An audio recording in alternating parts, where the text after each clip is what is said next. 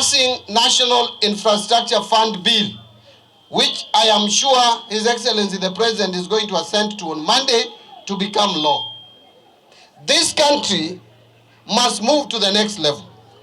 We have struggled and tried to stabilize the economy. Where we are, we have to now start the economy of the Republic of Kenya by setting up an infrastructure fund to develop our major infrastructure projects which are commercially viable. And that we will do without any apology. Now, when I listen to some leaders in this country who are calling themselves alternative government, and when they address press conference, they are saying that Kenya should reject National Infrastructure Fund, I dare ask them whether they have done their study to see how this infrastructure fund has revolutionized infrastructure in India, has revolutionized infrastructure in Canada, has revolutionized infrastructure in South Africa, and even Singapore and the rest, where we have national infrastructure funds. We are setting up one, we are bold, and we are determined and committed to having this fund to jumpstart the economy of this country and engineer it to the next level. When they talk, they tell you at the only way you should instead think about infrastructure bond. Infrastructure bond is borrowing. It is the same thing we are complaining about, that is debt. You cannot tell us that you don't want us to take more debts, and when we are looking for ways and opportunities of doing our projects without borrowing, you are telling us again to go back and borrow. I don't know whether they understand what infrastructure bond means. It is simply a bond. It is a debt. It is borrowing. And we are saying we must reduce borrowing. And therefore, I think the opposition leaders are bankrupt of ideas.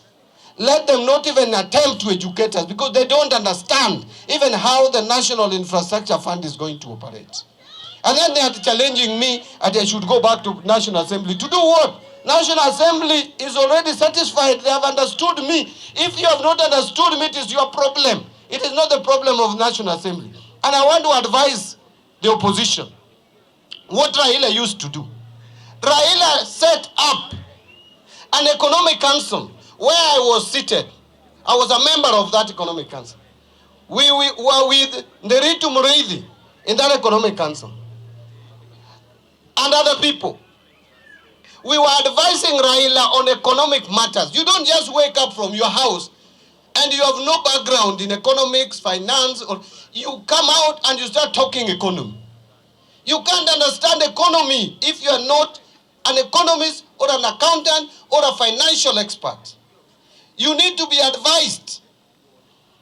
And these leaders, Kalonzo, Geshagwa, Eugene, Muturi, none of them has background in economics, finance, or even accounting. And they are talking economy without any advisor.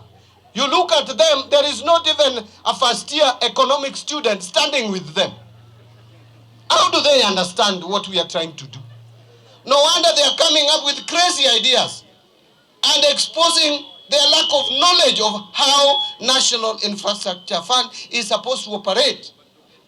And they are saying that we are setting up a fund for campaign. How do you crowd in private sector? How can private people, private capital owners give you money for your campaign?